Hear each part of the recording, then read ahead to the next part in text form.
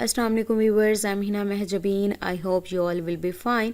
हम स्टडी कर रहे हैं MGT 201 फाइनेंशियल मैनेजमेंट का कोर्स, जिसका module number 4 valuation of long term securities and topic number है 58 perpetual bond valuation. But today's lecture start करने से पहले अगर आप मेरे चैनल पर न्यू हैं देन प्लीज़ मेरे चैनल को सब्सक्राइब करते हैं और बेल आइकन को क्लिक करना मत भूलिएगा, ताकि upcoming lectures, different assignments, quizzes और पेपर्स के नोटिफिकेशंस आप तक पहुँच जाएँ। लाइक भी कीजिएगा, शेयर भी कीजिएगा। Okay, let's start from today's lecture that is about perpetual bonds. हमने previous lecture में पढ़ा था that bond is a fixed income security and it is a debt security. That means a bondholder actually becomes a lender to the company or the organization which has issued that bond, and in return the bond holder get some interest.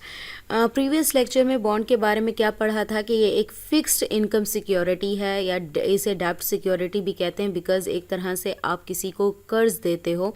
जब आप इसको purchase करते हो bond को, तो क्या करते हो, सिक्योरिटी को परचेज़ करने के बाद आप एक तरह से किसी कंपनी, ऑर्गेनाइजेशन को देते हो, कर्ज देते हो या डेब्ट देते हो, जिसके बदले में आपको जब तक उसका मैच्योरिटी पीरियड होता है, यानी जब तक आपने बॉन्ड रखना होता है, तो उसके क्या है, आपको इंटरेस्ट मिलता रहता है। ठीक है, तो ये यहाँ पर बात हो रही है। और bonds are generally issued for a specific time period, यानी टाइम पीरियड ऑफ टाइम या टाइम पीरियड या पीरियड ऑफ टाइम भी कह सकते हो। जितने टाइम के लिए ये आपका इशू किया जाता है बॉन्ड, सपोज करो 1 ईयर के लिए है, 2, 3 और 5 ईयर, जितने भी ईयर्स के लिए ये बॉन्ड इशू किया जाएगा, यानी आप रखकर आपने इंटरेस्ट लेते हो, वो जो टाइम पीरियड है उसे हम कहते हैं maturity period. That is called the maturity period. यानी ये मेच्योर होगा 5 साल, अगर 5 साल के लिए आपने बॉन्ड लिया है, यानी उसकी टाइम लिमिट या टाइम पीरियड 5 ईयर्स है, तो उसका मेच्योरिटी पीरियड क्या होगा, 5 ईयर्स होगा। But then there are some bonds, although very rare, which are issued for infinite period of time, that is the bonds are issued forever. कुछ bonds ऐसे भी हैं जिसका मेच्योरिटी पीरियड नहीं होता, यानी कभी वो मेच्योर नहीं होते। अब मेच्योर नहीं होते, मैं इसका कह सकती हूँ कि आप जहाँ पर भी इन्वेस्टमेंट करते हो या कोई बॉन्ड खरीदते हो, परचेज करते हो, तो उसकी जो अमाउंट है ना, वो आपको वापस कभी भी नहीं मिलती, यानी लेकिन उसके बदले में आपको जब तक वो चलती रहती है, तो क्या है, उसका जो है आपको इंटरेस्ट मिलता रहता है उस मेच्योरिटी पीरियड के साथ। जैसे गवर्नमेंट की बात करूँ, एक गवर्नमेंट है कि गवर्नमेंट के होते हुए आपने कोई बॉन्ड लिया, यानी इशू हुआ आपको बॉन्ड, तो जब तक वो गवर्नमेंट है तब तक आपको उसका जो इंटरेस्ट है वो आपको मिलता रहेगा, मेच्योर नहीं होगा। ठीक है, in other words we can say that there are some bonds which never become mature, यानी कभी मेच्योर नहीं होते, यानी उसका जो टाइम पीरियड है वो कभी भी ख़त्म नहीं होता। It means that if we will invest any amount for purchasing a bond, then we will never get this amount back, but we will always get interest on it. यानी क्या है, कोई अमाउंट इन्वेस्ट करते हो या bond purchase करते हो, ये अमाउंट आपको कभी वापस नहीं मिलेगी, बट हमेशा इसका इंटरेस्ट, इस पर इंटरेस्ट आपको मिलता रहेगा।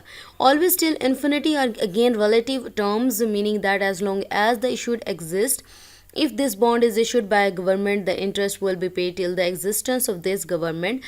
यानी अगर एक बॉन्ड इशू किया गया है, किसी गवर्नमेंट ने किया है, तो इंटरेस्ट आपको तब तक मिलता रहेगा जब तक ये गवर्नमेंट एग्जिस्ट करेगी।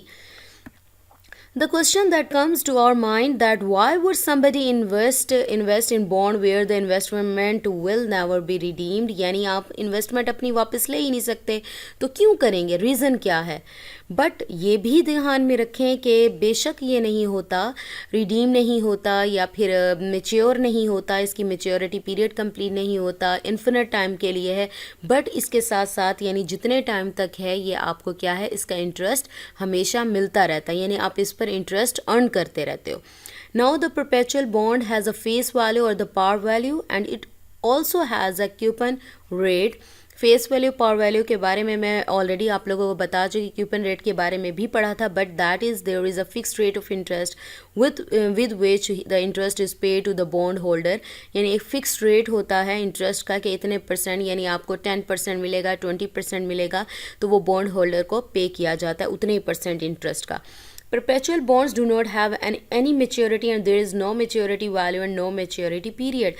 ये जो perpetual bonds हैं ये इस टाइप के bonds हैं जिनका कोई maturity नहीं होती, कोई maturity period नहीं होती, यानी ये कभी भी mature नहीं होते, यानी infinite time period के लिए होते हैं, ये जो मैंने अभी बात की. So the intrinsic value perpetual bond is then simply the present value of all the interest amount that an investor will earn. यानी अब बात आती है इंट्रिंसिक वैल्यू कैसे फाइंड करो, क्योंकि हमें पता है एक स्पेसिफिक जैसे अमाउंट होती है उसके तो हम वैल्यू या एक टाइम पीरियड होता है उसके लिए तो इंट्रिंसिक वैल्यू फाइंड कर लेते हैं, बट इन्फिनिट टाइम पीरियड के लिए यानी मेच्योर ही नहीं होता तो उसके लिए किस तरह से प्रेजेंट वैल्यू फाइंड करनी है. तो क्या करेंगे, present value of all the interest amounts की जो प्रेजेंट वैल्यू है जो कि इन्वेस्टर एंड अर्न करता है. Here the question will be that would we always calculate the intrinsic value of infinite amounts of interest that we get. क्या हम हमेशा इसकी कैलकुलेट कर सकते हैं value? Yes. I would like you go back to the discussion of perpetuity and the present value from a perpetuity where we saw that it is possible for us to calculate the present value of an annuity which is perpetual which is going till infinity. Previous lecture में जब हमने infinity की बात की थी तो वहाँ पर हमने फॉर्मूलाज भी देखे थे कि जब इन्फिनिटी यानी टाइम पीरियड तक टिल इन्फिनिटी तक जो बॉन्ड्स या फिर आपकी जो भी सिक्योरिटीज़ होती हैं उसकी इंट्रिंसिक वैल्यू या फिर प्रेजेंट वैल्यू किस तरह से फाइंड करते हैं. यहाँ पर हम परपेचुअल बॉन्ड्स वैल्यूएशन फार्मूला देखेंगे. Present value formula perpetuity is PV is equal to installment by required rate. यानी इंस्टॉलमेंट क्या है, रेट ऑफ रिटर्न, यहाँ अमाउंट ऑफ इंस्टॉलमेंट है या फिर यहाँ कहते हैं पूरा जो इंटरेस्ट है, जो इंटरेस्ट होगा इस पर अर्न किया जाएगा वो बाय डिस्काउंटिंग रेट या rate required rate of interest है. ठीक है, तो इसमें यहाँ पर आप देख लें, यहाँ पर टाइमलाइन बनी हुई है. यानी फर्स्ट पॉइंट पर आप क्या करोगे, अपनी इन्वेस्टमेंट करोगे.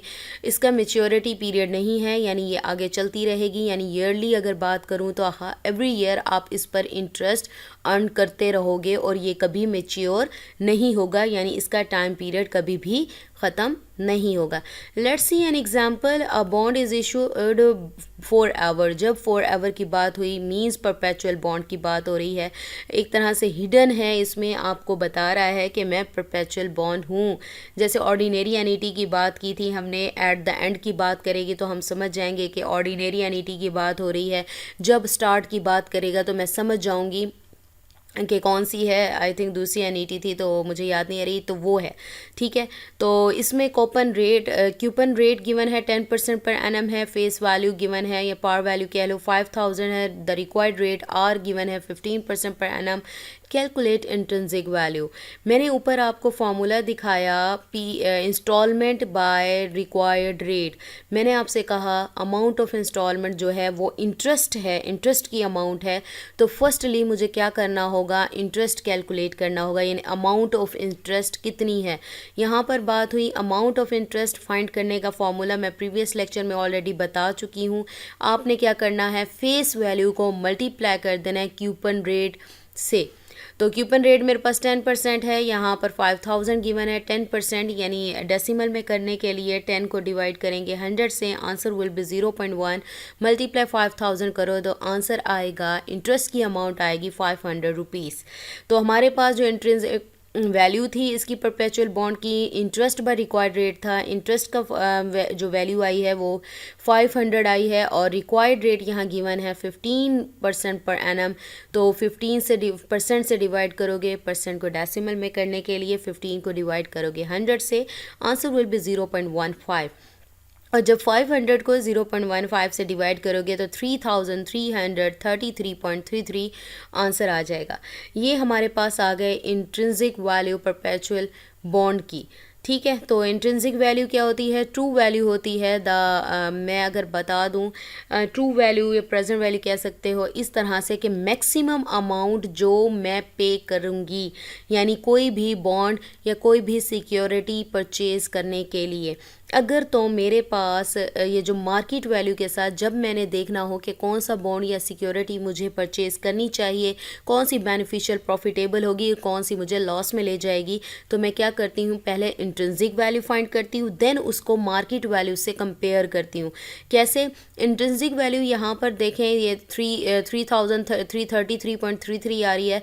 अगर यहाँ पर मार्केट प्राइस गिवन है, यानी मैंने डिसीजन लेना है कि मैं लूँ ये सिक्योरिटी या परपेचुअल बॉन्ड लूँ या ना लूँ, तो मैं क्या करूँगी, ये वाली इंट्रिंसिक वैल्यू को मार्केट वैल्यू सपोज करो चल रही है 4000, तो यहाँ नो राइट किया हुआ है। अगर तो मार्केट वैल्यू हायर है इंट्रिंसिक वैल्यू से, इसका मतलब ये हुआ कि ये महंगा है।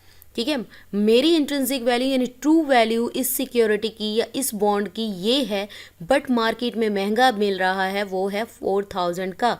यानी क्या है, अब महंगी चीज़ तो नहीं लोगे, महंगी लोगे तो क्या है, लोगे बाद में लॉस में चले जाओगे। तो इसलिए ही हम इंट्रिंसिक वैल्यू यानी ट्रू वैल्यू फाइंड करते हैं किसी भी सिक्योरिटी, यहाँ पर बॉन्ड्स की बात हो रही है। ठीक है, मार्केट वैल्यू अगर तो ज़्यादा हुई आपकी इंट्रिंसिक वैल्यू से, तो वो क्या हो जाएगा, आपके लिए लॉस में ले जाएगा, यानी ये बॉन्ड या सिक्योरिटी आप परचेज नहीं करोगे। लेकिन अगर आपकी इंट्रिंसिक वैल्यू और मार्केट वैल्यू या तो इक्वल आ जाती है या फिर मार्केट वैल्यू लेस होती है इंट्रिंसिक वैल्यू से, देन ये आपके लिए बेनिफिशियल होगा। जो आपका रिक्वायर्ड रेट है, अगर इक्वल आ जाती है तो रिक्वायर्ड रेट ऑफ रिटर्न है वो आपको प्रोवाइड करेगा। नहीं तो अगर ज़्यादा आपकी इंट्रिंसिक वैल्यू ज़्यादा है मार्केट वैल्यू से, तो आप क्या है, ज़्यादा रिक्वायर्ड रेट जो है वो अर्न करोगे। तो यहाँ पर मार्केट अगर प्राइस देखो 3000 है, जो कि लेस है इंट्रिंसिक वैल्यू से, यानी मार्केट में सस्ता मिल रहा है, यानी आपने जो वैल्यू निकाली इस बॉन्ड की सिक्योरिटी की वो ज़्यादा है, उससे सस्ता मिल रहा है, तो देन भी ये मेरे लिए बेनिफिशियल होगा। तो ये था डिसीजन अंडर वैल्यूड और ओवर वैल्यूड के बारे में, हमारी असाइनमेंट में भी आया हुआ था, ये वही कंसेप्ट हैं। ठीक है, so we have completed of today's lecture about perpetual bond. So मुझे अपनी दुआओं में याद रखिएगा, अपना ख्याल रखिएगा, टेक केयर, अल्लाह हाफिज़।